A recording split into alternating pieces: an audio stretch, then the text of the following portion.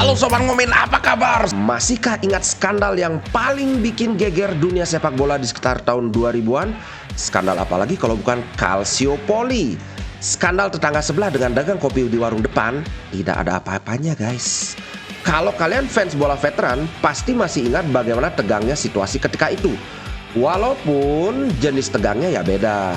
Yang fans Milan, apalagi fans Juventus, tegangnya itu karena takut ketemu fans Inter, karena bakal dibully abis. Kalau fans Inter, ya tegangnya nyari-nyariin fans Juve sembunyi di mana, karena ya tentu saja mau ngebully abis-abisan. Investigasi Calciopoli dimulai pada musim 2004-2005 ketika Juventus berhasil memenangkan gelar juara Liga dengan 86 poin, unggul 7 angka dari rival terdekatnya AC Milan. Dari penyelidikan FIGC yang dibantu oleh otoritas kejaksaan dan polisi, memperlihatkan ada setidaknya 20 pertandingan Juventus yang dianggap mencurigakan dan terindikasi kuat hasil kong kali kong dengan wasit. Apa maksudnya mencurigakan? Ya kalian bayangkan kalau kalian misalnya main di tim yang tanding lawan Juve, terus kalian bersin, terus ada pemain Juve yang kepleset.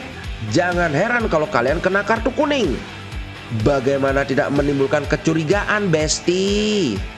Oke, tentu saja itu lebay. Tapi kalian yang tahu gimana situasinya ketika itu pasti tahu dalam hati, nggak selebay itu juga kok. Emang keadaannya parah banget.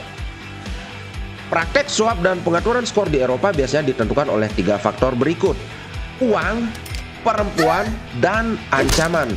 Ketiganya tentu saja saling terkait. Misalnya kalau kamu mau kasih perempuan ke wasit, tentu saja kamu perlu uang untuk membayar si perempuan. Atau kalau kamu mau sewa tukang pukul buat ngancam si wasit, perlu uang juga kan? Di Italia tidak perlu memenuhi ketiganya. Kalau 2 saja tersedia, maka wasit dan pertandingan pun gampang dipengaruhi.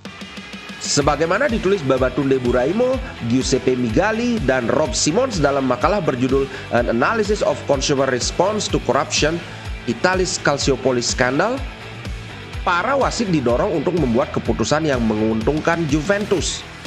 Keputusan itu bukan cuma terjadi saat pertandingan Juventus saja loh, tapi juga bisa terjadi dalam pertandingan tim-tim lain yang kiranya punya pengaruh dalam perburuan gelar liga.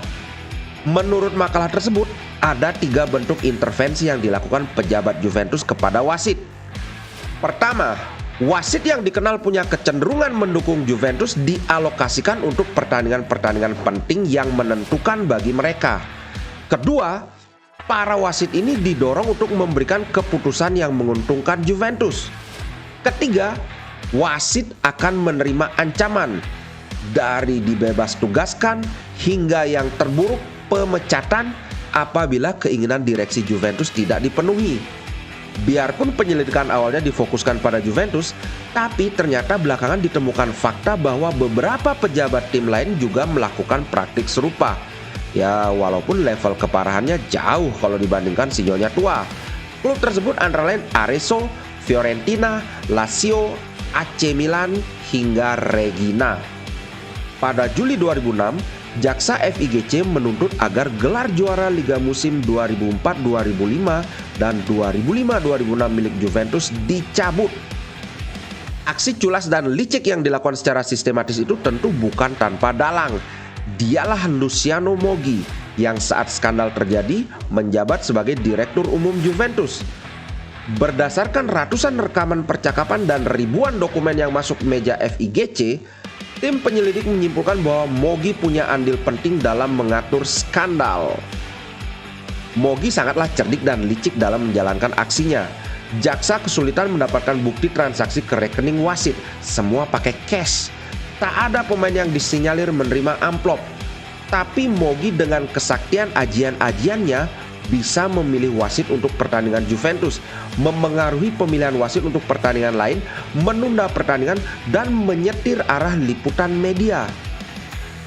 Saking sentralnya peran Moggi, sampai-sampai publik menyebutnya sebagai Moggiopoli. Menurut keterangan penyidik, seperti ditulis Jason Burke dalam Paradiso to Inferno, Moggi rata-rata membuat dan menerima 416 panggilan per hari. Ia memiliki 6 ponsel dan 300 kartu SIM. Gile bro. dalam 9 bulan, ia melakukan kurang lebih 100.000 panggilan. Anjay. Kelebihan Mogi lainnya adalah dia punya teman di mana-mana. Di jajaran pejabat senior Federasi Sepak Bola, di klub, dan di antara para pemain. Kalian masih ingat bagaimana Inter dengan gobloknya menukarkan Cannavaro dengan Carini? Gosipnya, Cannavaro disuruh pura-pura cedera oleh Mogi supaya Inter semakin yakin untuk menyetujui pertukaran itu. Tapi ya namanya juga gosip, tentu saja tidak ada buktinya. Mogi membangun karir dan citranya di klub-klub besar dari Lazio, Napoli sebelum akhirnya duduk manis di Juventus. Pada paruh kedua dekade 1990-an, Mogi perlahan membangun kekuatan dan pengaruhnya. Mogi dengan piawai memainkan dua sisi mata uang. Ia bisa menjadi kolega yang baik, tapi ia juga dapat menjadi musuh yang menyeramkan. Mogi di saat bersamaan berhasil mengembangkan gaya diplomasi yang tajam dan bikin pihak lain tak berkutik. Ketika Mogi bilang, "Aku akan membantumu," itu sebenarnya adalah ancaman.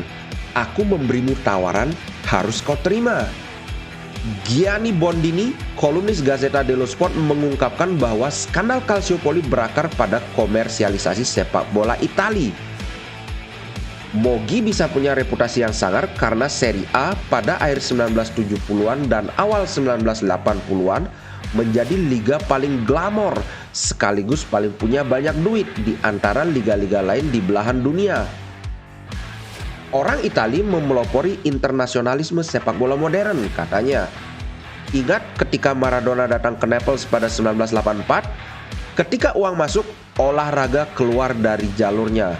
Memang kami punya liga yang kaya, tapi sistem sepak bolanya merosot dan itu benar-benar berantakan.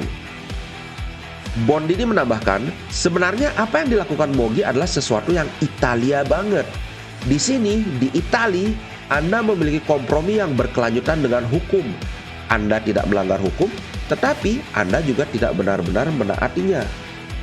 Sementara Andrea Manzella, profesor di School of Government Luis Guido Carli, menjelaskan tujuan Mogi bukan sedangkal sekedar membuat Juventus memenangkan pertandingan atau memperoleh keuntungan untuk dirinya sendiri, melainkan juga menciptakan lingkungan yang paling menguntungkan bagi klubnya agar kesuksesan semakin absolut. Yang dia inginkan bukan sekedar gelar juara, melainkan dominasi total. Setelah menjalani proses penyelidikan dalam waktu yang cukup lama, akhirnya hukuman pun dijatuhkan. Juventus diputus degradasi ke Serie B, mendapat pengurangan poin sebesar 9 poin, tidak berhak mengikuti Liga Champions Eropa 2006-2007, serta gelar Serie A musim 2004-2005 dan 2005-2006 dilucuti. Lazio memperoleh pengurangan 3 poin untuk Serie A musim 2006-2007 dan tidak berhak mengikuti Piala UEFA 2006-2007. Fiorentina dikurangi 19 poin untuk Serie A musim 2006-2007, tidak berhak mengikuti Liga Champions Eropa 2006-2007. AC Milan, mereka dapat pengurangan 8 poin untuk Serie A musim 2006-2007 dan pengurangan 30 poin untuk Serie A, serta Regina dijatuhi denda senilai 68.000 euro. Di samping presiden mereka, Pasquale Forti, didenda sebesar 20.000 dan dilarang beraktivitas di dunia sepak bola selama 2,5 tahun.